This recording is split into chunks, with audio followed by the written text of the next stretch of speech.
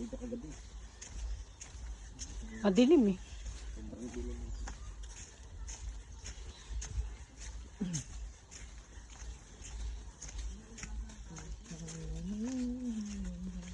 Hindi pa konti yung tao, padami. Ayan.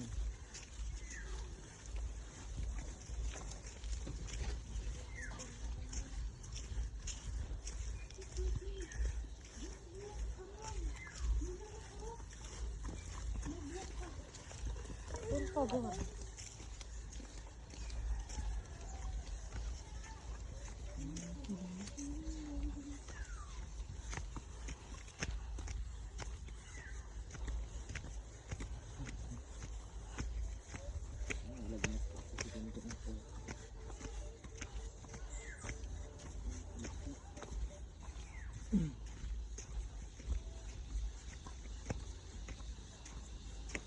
Bigla rin yung lagnat niya, no? Ganun yung lagi pag ano, nabubulan. Hindi nga niligo. Kaya nga dapat pala hindi mo inano, hindi mo hinilot para nagligo tayo sa dagat. Hindi ka ako sa hilot. Hindi ba? Hindi. Mamaya ligo sa dagat. Speedo nga din eh. Sakit na ulo niya eh.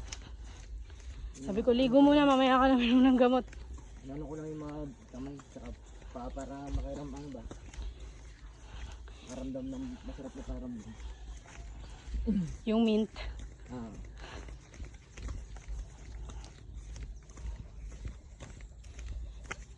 Yan yung lagi. Tignan mo.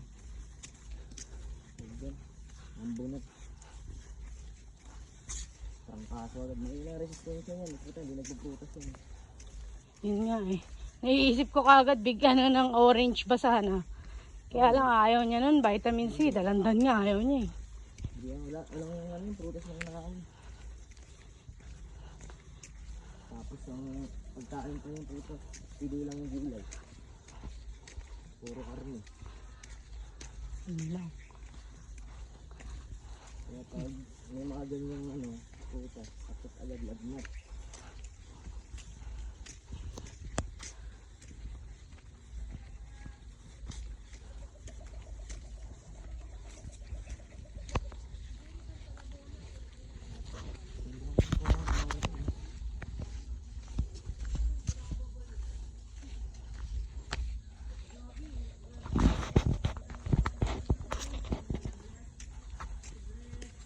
Amoy baka, amoy kambing.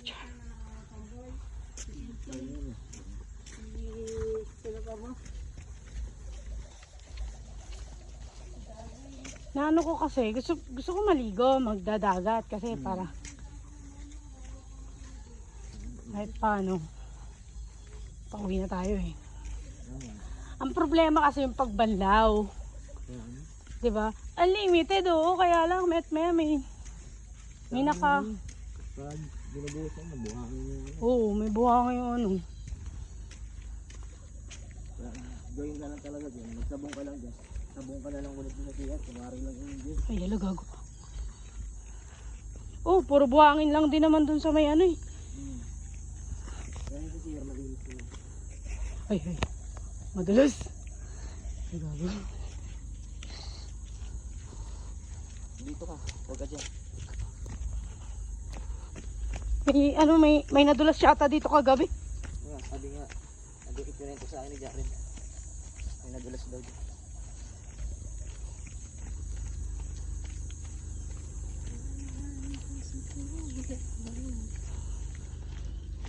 Parang matured na yan ano, pamangkin ni ano, Tin. Ha? Parang matured na rin. Matured na nga yan. Maano siya Baka yung sinama na hindi makulit. Si Ryzen. Si Ryzen. Si Ryzen. Ayun namin, pero si Ryzen naman takot naman yun sa amin eh. Lalo na kay Tintin. Ay, nag-aircon na rin yata sila oh. Natulog sila.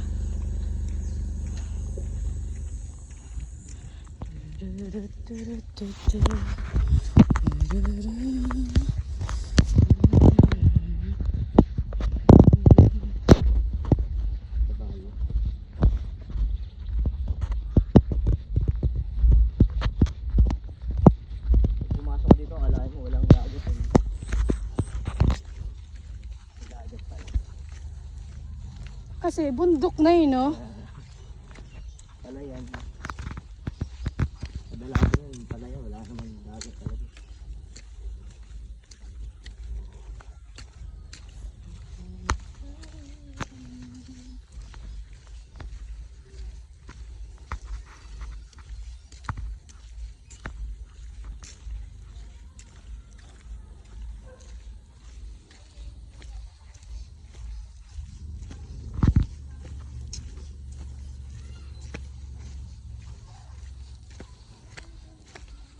Sarap huminga sa probinsya.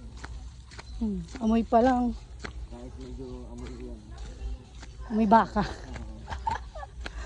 Pero parang nakakaluwag sa piling.